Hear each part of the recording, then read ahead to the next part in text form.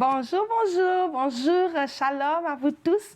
Soyez la bienvenue à l'émission d'aujourd'hui. Je suis FIFA Marie-Thérèse et FIFA veut dire shalom.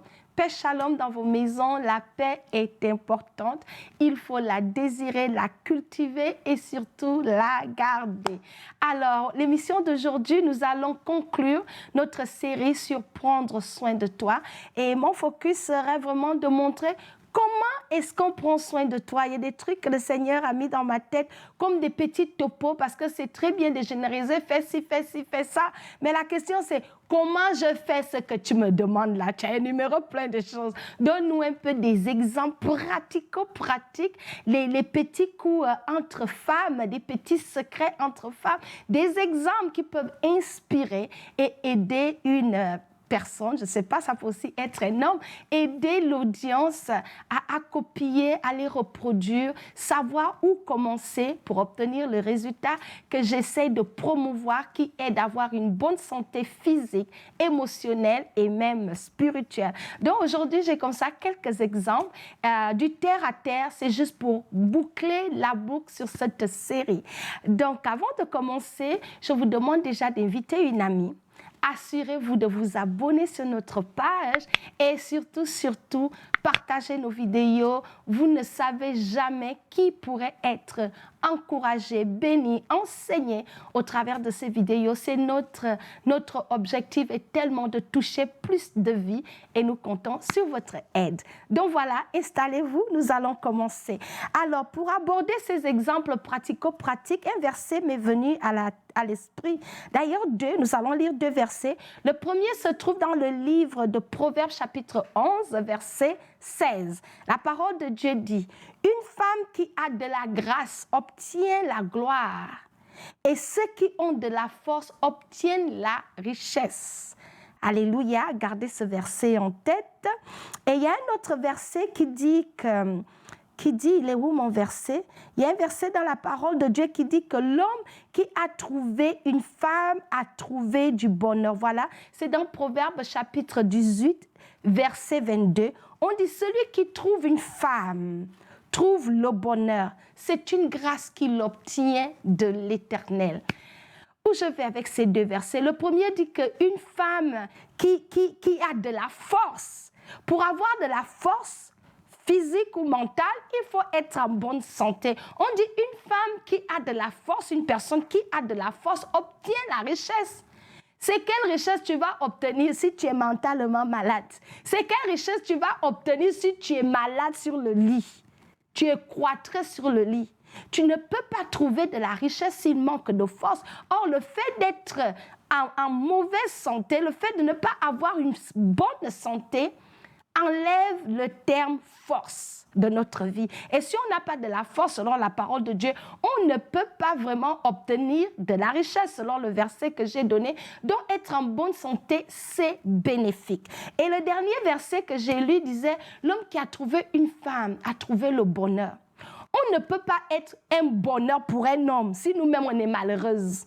Écrivez ça quelque part. C'est moi qui le dis. Il est impossible de donner ce qu'on n'a pas. C'est impossible, c'est un mensonge. Si toi-même tu es malheureuse, tu es malade, mentalement tu es dans la dépression, physiquement tu souffres d'une maladie, c'est qui que tu vas rendre heureux? Soyons réalistes. Soyons réalistes. Quand on n'est pas en bonne santé, c'est difficile de rendre qui que ce soit heureux parce que tu es d'abord dans ta souffrance. Tu n'as même pas l'inspiration ni l'énergie même de rire.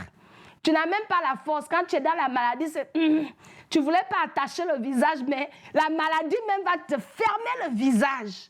Et c'est quel bonheur on va dégager si on va mal. Donc, sans plus tarder sur ces versets, c'était juste pour préparer la table. Je vais maintenant nous donner des exemples pratico-pratiques. J'ai parlé de l'importance de voir des médecins, d'aller voir un médecin, de faire des examens médicaux au moins une fois dans l'année. Et là, je vais m'adresser aux femmes. Comment j'ai fait? Généralement, nous, au Canada, moi, je suis à Vancouver, nous avons des médecins de famille. Un médecin de famille général, c'est un généraliste. Donc, c'est un médecin généraliste. Et je suis une femme. Un médecin généraliste peut me conseiller, donner les idées, mais il n'est pas un spécialiste. Le spécialiste qui s'occupe des affaires des femmes, c'est les gynécologues. Et nous, les femmes, on ne va jamais voir les gynécologues. Déjà, les gynécologues sont allés à l'école pour pouvoir servir et aider les femmes.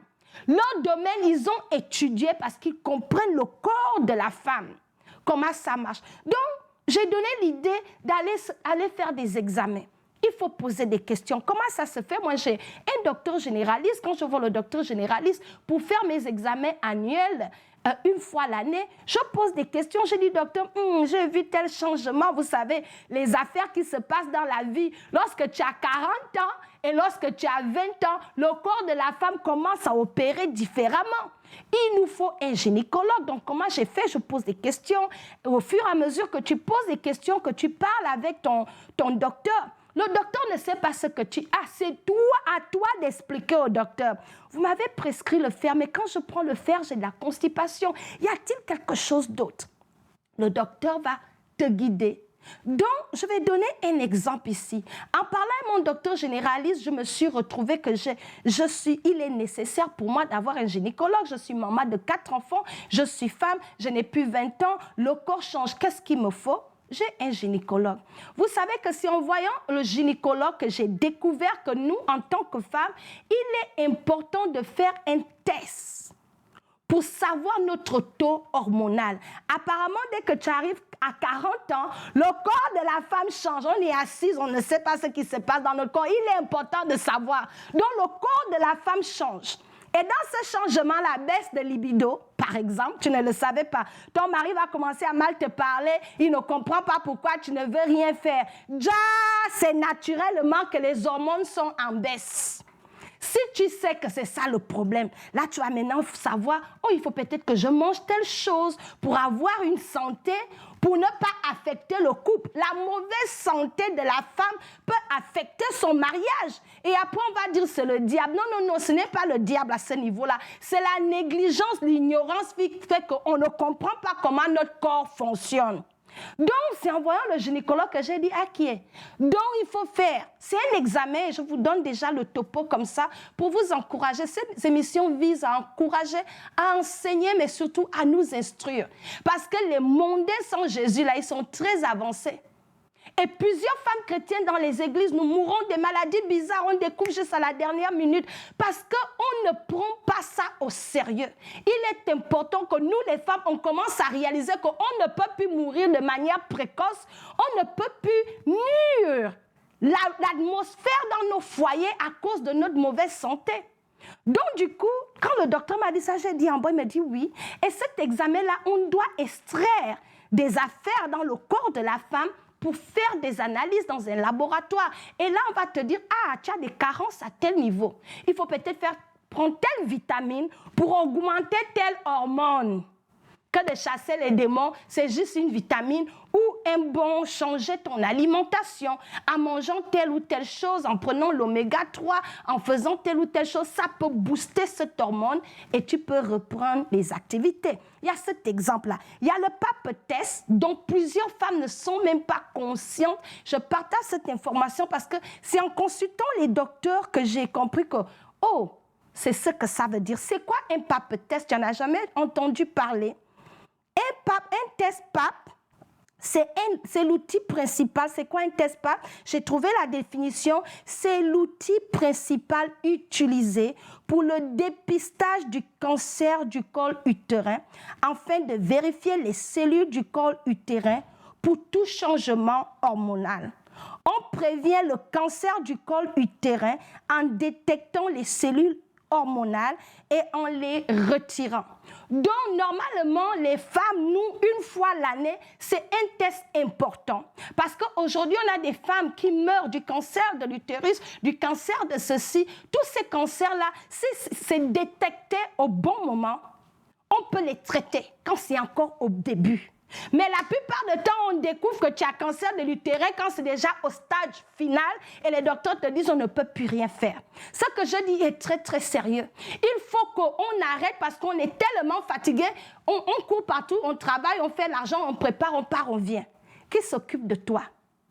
Nous devons prendre la décision de nous occuper de nous-mêmes.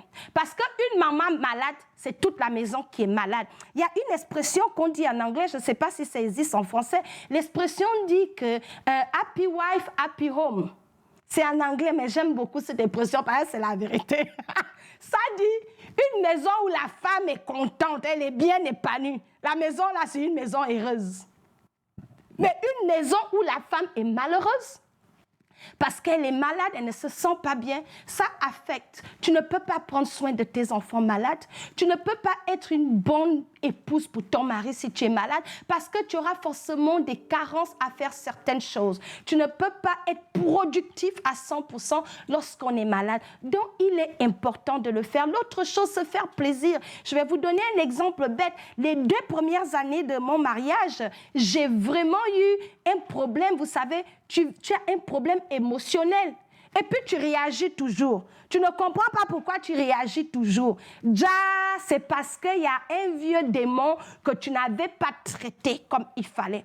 Alors, j'ai l'histoire du rejet, avoir vécu le rejet toute ma vie et le manque et l'absence d'une figure paternelle dans ma vie, ça m'a créé des carences. Là, je suis mariée, j'ai fait ça dur à mon mari les 2 premières années.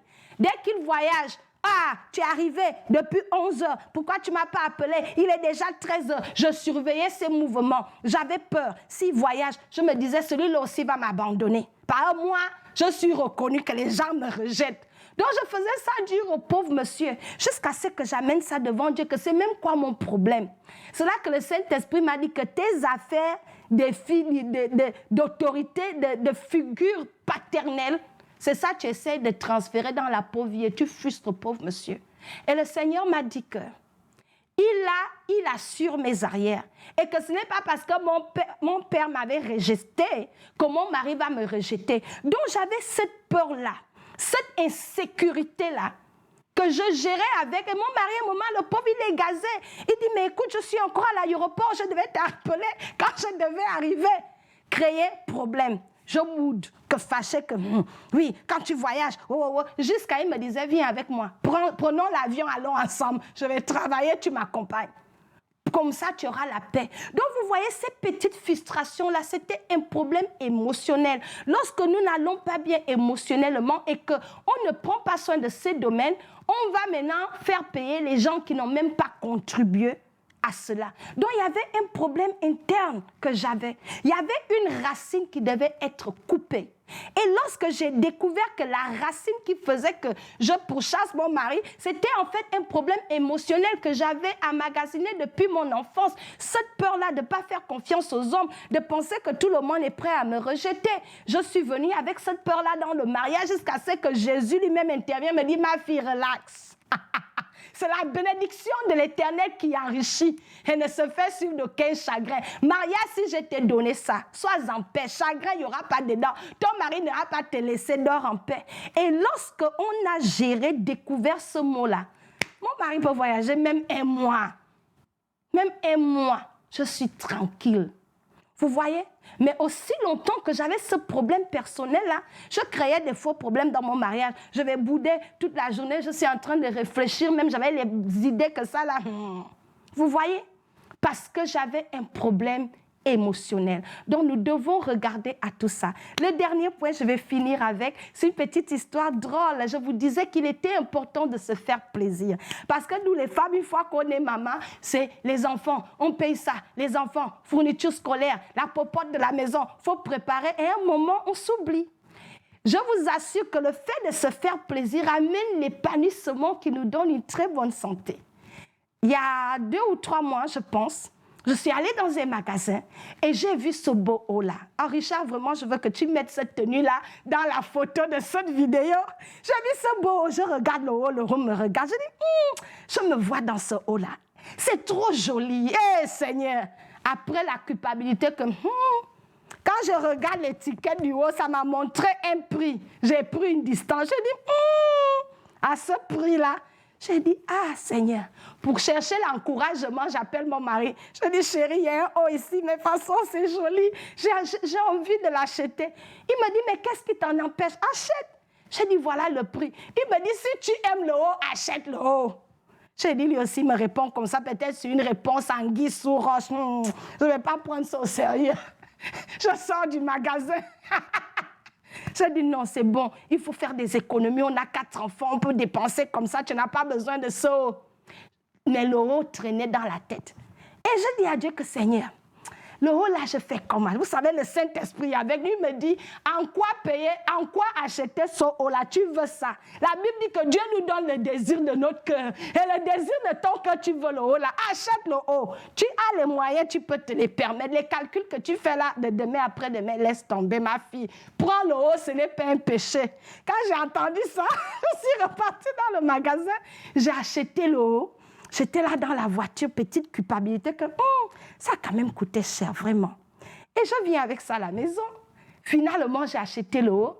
Quand je mets l'eau, mon mari me regarde, il me dit, oh my goodness. Il me dit, ma femme a l'air d'une femme riche.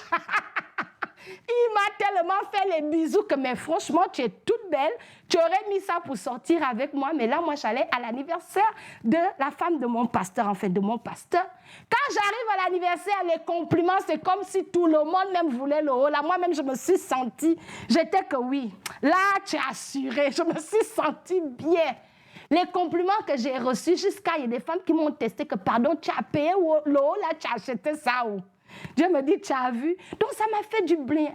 Tous ces compliments-là, jusqu'à mon mari m'a testé pour me dire que, waouh, après 4 enfants, tu es vraiment magnifique. Le jour-là, j'ai eu compliments jusqu'à la vie est belle. Donc, 2 fois, faisons-nous plaisir. La joie que ça m'a donnée.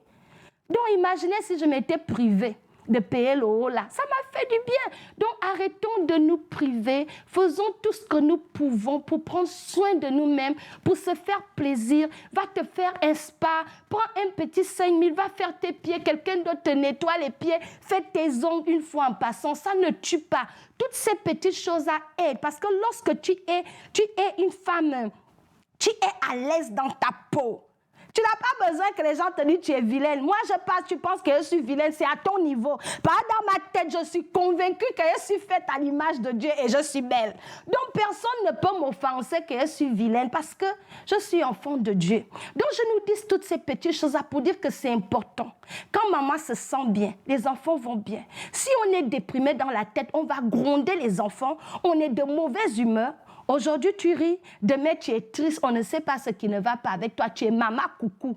Et ça détruit l'ambiance dans la maison. Et c'est une porte ouverte à l'ennemi. Notre bonne santé apporte de l'épanouissement pour toute la famille. Donc, c'est la conclusion que je voudrais apporter. Et je vais terminer avec ce verset où la parole de Dieu dit dans le livre de Proverbes 31, verset 30, que la grâce est trompeuse et la beauté est vaine.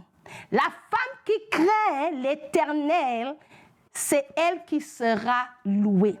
Pour nous dire que tout ce que je dis là est bien, à la fin de la journée, focalisons notre énergie à marcher dans la crainte de Dieu. Et celui qui va nous donner la grâce de bien faire toutes ces choses-là et de ne rien négliger. C'est Dieu lui-même qui nous donne une vie balancée, les idées, les atouts pour acheter les choses, pour prendre soin de nous, pour même supporter l'ambiance dans notre foyer. Donc, c'était la conclusion de notre émission. Prenons soin de nous. Que le Seigneur vous bénisse. Shalom.